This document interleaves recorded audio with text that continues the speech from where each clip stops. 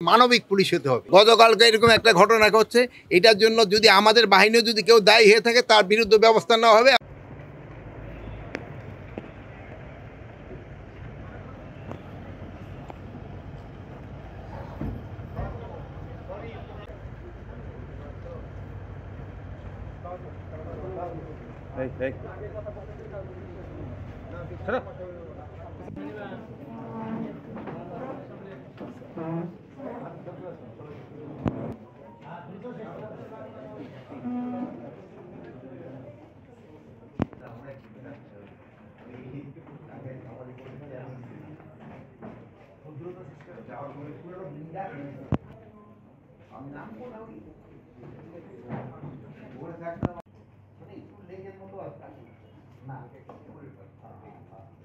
আমি বলছি যে পুলিশের যে মানবিক পুলিশ হতে হবে।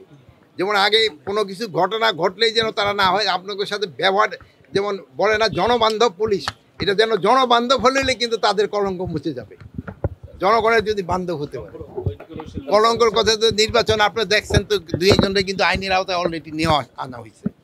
না ঘটবে না বলবে না, আমরা বলছি যে এই ঘটনা যেন না ঘটে, এটার ব্যাপারে আমরা কঠোর হস্তে দমন করার জন্য আমরা চেষ্টা করে যাচ্ছি। গতকালকে এরকম একটা ঘটনা ঘটছে, এটার জন্য যদি আমাদের বাহিনীও যদি কেউ দায়ী হয়ে থাকে তার বিরুদ্ধে ব্যবস্থা নেওয়া হবে, এবং যারা এটা করছে তাদের বিরুদ্ধে ব্যবস্থা নেওয়া হবে। আমরা পদক্ষেপ নিয়েছি দেখিয়েছি, কিন্তু পুলিশ কিন্তু কিছুটা জনবান্ধব হয়ে উঠছে। আগের মতো কিন্তু পুলিশ এরকম ব্যবহার করে না।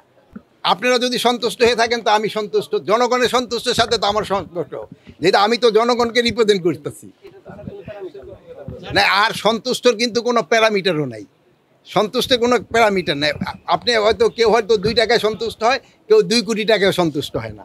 এখন এই সন্তুষ্ট তো প্যারামিটার করতে পারবো না, বাট আমরা সর্বাত্মক চেষ্টা করে যাচ্ছি যেন সবাই একটা সন্তুষ্টের ভিতরে রাখতে পারি।